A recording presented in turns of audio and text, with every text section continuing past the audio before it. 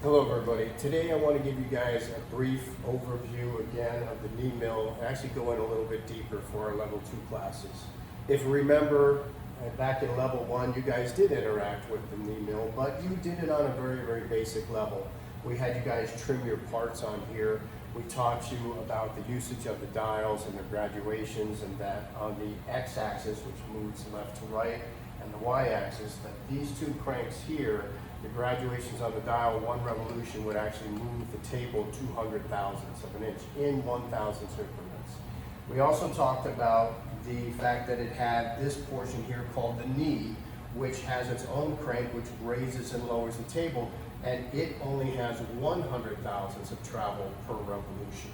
In addition to the X and Y and the knee movement, we also have the quill, which in combination with the knee gives us an extended Z travel. So remember that the quill is spring loaded, and so you want to be careful when using that you're not too close to it and get whacked by it.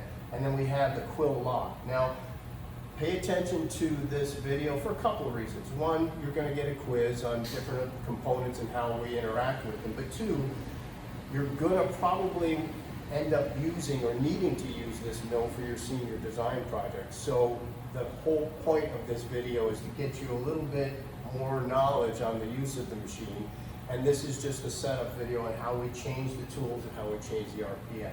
So to get started, remember that what controls this cutter, which holds it, is this thing called a drawbar. Right? The drawbar is a long bolt that travels all the way through the spindle and screws into, it attaches to the tool holder itself. So I've got a drawbar here that I've taken out of another machine, and so this drawbar would pass down through the spindle, and then it ends up screwing into the back of the tool holder, like so, and then as you tighten it, it draws the tool holder up, and then the taper that you see on this tool holder mates with the taper that's on the spindle, and it creates that solid, concentric, rigid hold so that we can either mill or drill with it. So when we're removing the tool, it's important, as in anything that we do on any of the machines, when we're either removing tools or when we're putting tools in, clean is your friend. So you want to make sure, obviously, you don't have chips that you're going to be getting your arms into or your hands. And also, whenever you're installing tools, you want to make sure that you wipe that tool and you make sure that there's no chips or debris, because chips or debris that get caught up into the spindle are going to cause not only damage to the spindle, but it's also going to cause your tool not to sit and seat properly, which means that harmonics are going to develop because it's not sitting in a concentric, tight, seated condition. And that's going to only end up giving you a poor finish on your part and could even end up injuring you.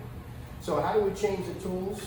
Well, we start with the wrench. And if you remember, we talked about this in level 1. This wrench controls a lot of the machine functions. It's kind of a universal size bolt that they put on here. Remember that the milling machine has the ability to do the tilts in all these different directions. The column can rotate and come in and out, so we can get some complex setups if we want to.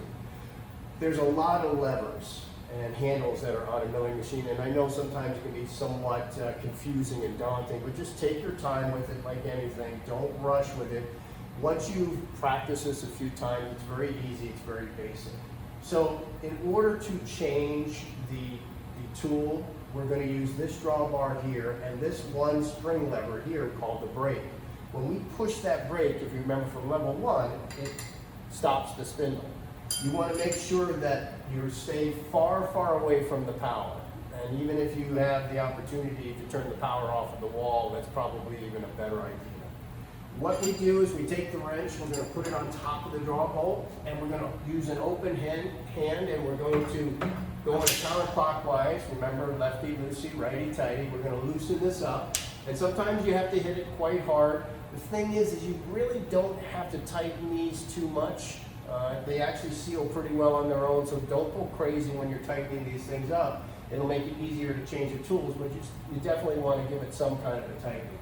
When you break it loose, you only want to loosen the screw a few turns. What you don't want to do is loosen it all the way to where it's unscrewed from the holder. It's not that the holder is going to fall out, But what will happen is if you unscrew it all the way, in order to break the seal of the two mating spindle tapers, what's going to happen is you're going to damage the threads by banging down on this part of the screw onto the holder. These are heat-treated, hardened bolts, but it's still going to either chip or mushroom this out and make it very difficult to screw into other holders. So instead, what you'll do is you'll just loosen it a few turns like I did, and typically all you need is this wrench to tap to break the seal. However, if somebody over-tightened it or the machine is cold sometimes, and I believe in this one, we'll see if I can break it loose.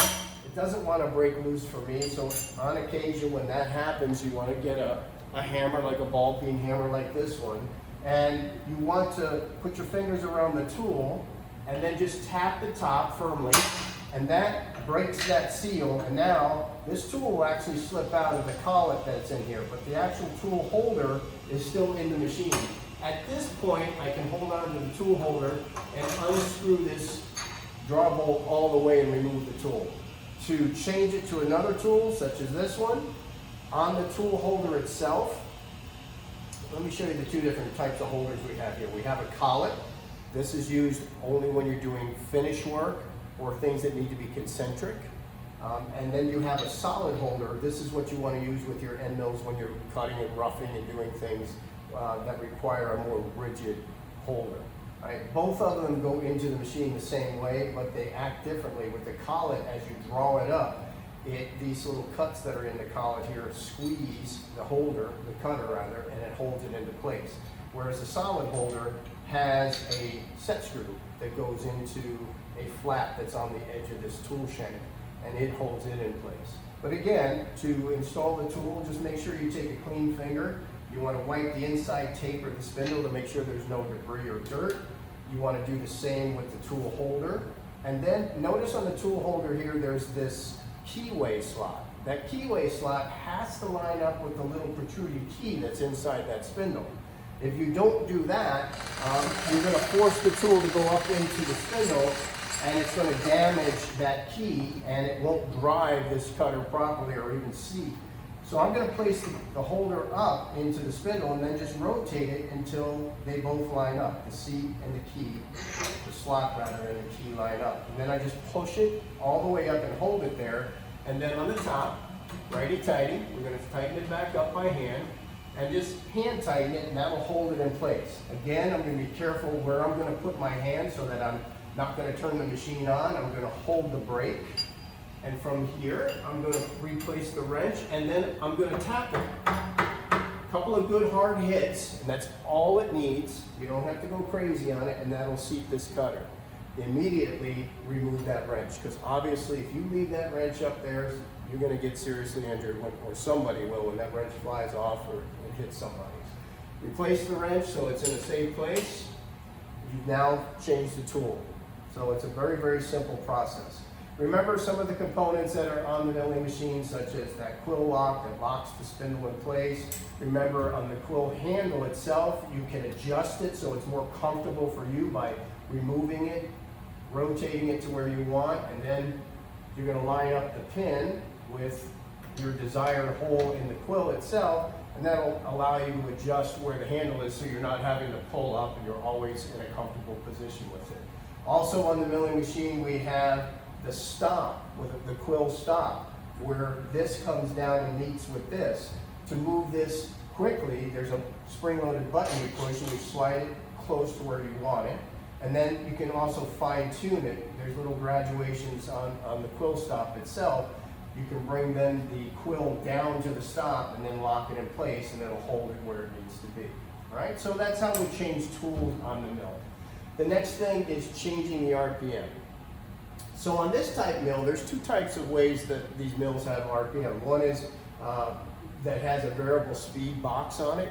Those are the easiest because you have the power turned on. It'll tell you always have the power turned on and the spindle rotating. And there's a little crank up here that you turn, and then there's a little window with a wheel that tells you exactly what RPM you're running. So if you're in high gear, you put it in high gear, and you turn on the spindle, and then you adjust the RPM reading the high gear side. And for low gear, of course, you read the low gear side.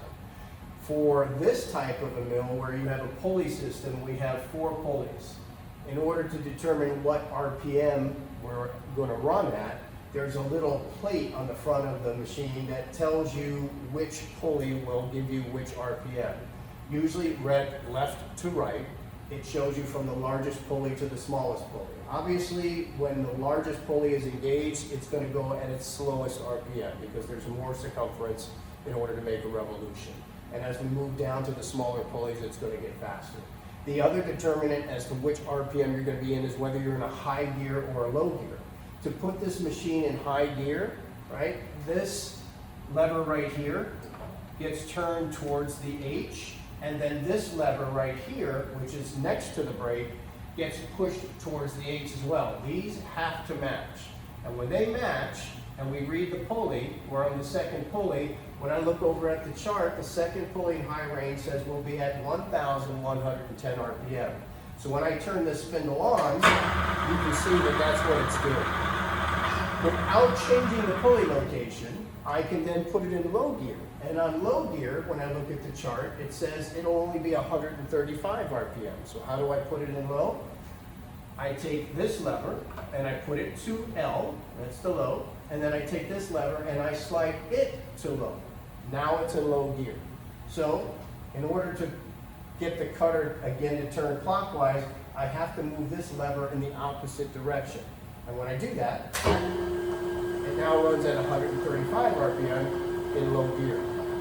Now, getting it from high to low is simple and straightforward, just like I told you. When you're going from low to high, that's a little bit different.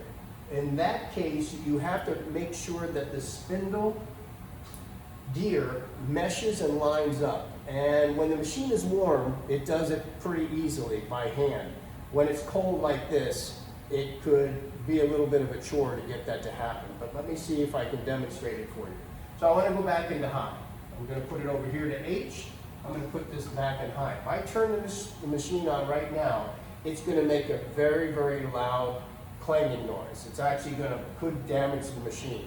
So we don't want to do that. Instead, I want to make sure that this pulley meshes with the gear and drops back into place. And to do that, I'll wiggle it really fast like that. And that click you heard, this pulley just fell down and aligned itself inside the gear. And at this point, when I turn the machine back on, it's okay.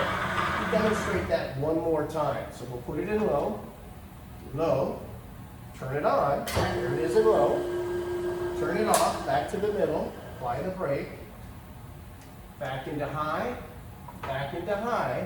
and again, grab that spindle, wiggle until it pops down into gear, and then it's safe to turn on. And in essence, that's all there is in setting the RPM on a manual mill and also changing the tool.